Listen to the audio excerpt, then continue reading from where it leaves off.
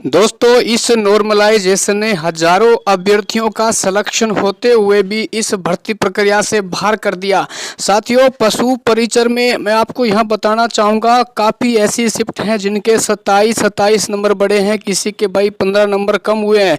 तो उससे पहले साथियों, आप भी ये बताने का प्रयास करें कि आपका साथियों इस 3,84,000 की जो भारी भरकम PDF है, इसमें आपका रोल नंबर है या नहीं है, या फिर साथियों आपके पहले कितने क्वेश्चन राइट हो रहे थे। यदि आपका नहीं है तो इसका मतलब ये है, क्योंकि काफ़ी ऐसे साथी हैं कह रहे हैं कि सर हमारे 125 प्लस क्वेश्चन राइट थे, हम तो बिल्कुल श्योर बैठे हुए थे कि हमारा यहाँ पे लगभग सिलेक्शन ही हो जाएगा।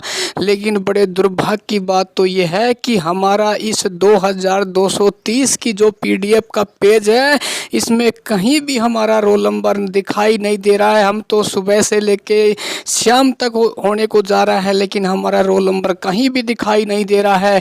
देखो दोस्तों, ऐसा है, सबसे पहले आप यहाँ पे देख पाएंगे, देखो किसी ने सपने में भी नहीं सोचा होगा। देखो साथियों, 27 नंबर बढ़े हैं, इस शिफ्ट के नंबर इतने कम हुए हैं, और इस शिफ्ट के नंबर आप यहाँ पे देख सकते हैं इतने नंबर बढ़ाए गए हैं। साथियों, मैं पहले भी आपको कह रहा था कि ये नॉर्मलाइजेशन है, उस साथियों लॉटरी की तरह होता है। जिस प्रकार लॉटरी में एक अमीर पति और एक गरीब पति जाता है, तो किसी के भाग का कुछ नहीं पता है, कब वो गरीब पति है करोड़पति बन जाए और कब वो अमीर पति है साथियों वो गरीब पति बन जाए। तो ऐसा ही साथियों इस पशु परिचर भर्ती में हुआ है।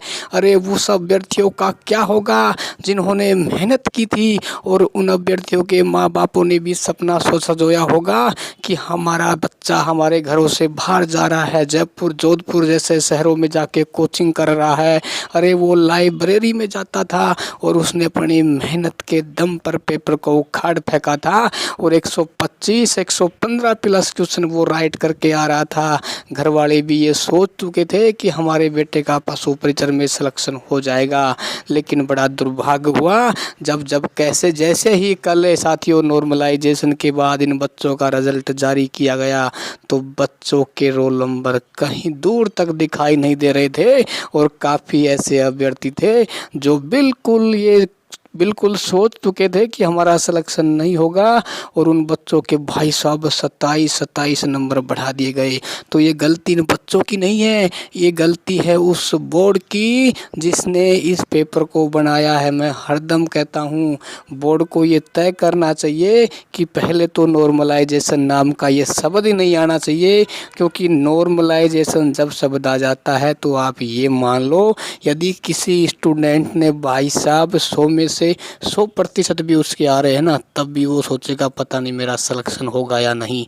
सबसे पहले मैं तो सरकार से निवेदन करता हूँ, कम से कम ऐसे कर्मचारियों को बैठाया जाए, ऐसे पेपर बनाने वाली कमेटी को बैठाया जाए, ताकि वो पेपर तो ठीक ठाक बना सके। अरे भाई, आपको पेपर का डिफरेंस इतना रखने की क्या आवश्यकता थी भाई? पेपर आप इस प्रकार का बना देते, चलो कोई बात नहीं, कट ऑफ हाई चली जाती, लेकिन पेपर तो समान लेवल का रखा जाता। आपने पेपर की तो ऐसी तैसी बना के रख दी। भाई साहब, मैं तो सरकार से निवेदन करता हूँ, हमारे मुख्यमंत्री माननीय भजनलाल शर्मा जी से निवेदन करता हूँ कि जो रिजल्ट जारी किया गया है, इसको कम से कम दोबारा रिजल्ट जारी होना चाहिए। साथियों, मुझे बोलते हुए भी शर्म आ रही है, लेकिन क्या करूँ, ठीक है। और उसके अलावा सिर्फ 2 गुना कैंडिडेटों को पास किया जाए, क्योंकि इतने कैंडिडेटों को पास कर दिया, बच्चे कहीं ना कहीं ये सोच रहे हैं, क्योंकि सभी बच्चों को ये लग रहा है कि हमारा भी सिलेक्शन हो गया, लेकिन उनको ये नहीं पता आने वाले 1.5 या 2 महीनों के बाद आपको निराश होके बाहर लौटना भी पड़ेगा। तो बस मेरा तो कहीं ना कहीं कर्मचारी चयन बोर्ड से भी निवेदन है कि अपने उन कर्मचारियों से थोड़ा सा निवेदन करें कि कम से कम आने वाली भर्तियों में ऐसा पेपर ना बनाएं, ताकि उसमें नॉर्मलाइजेशन होना चाहिए।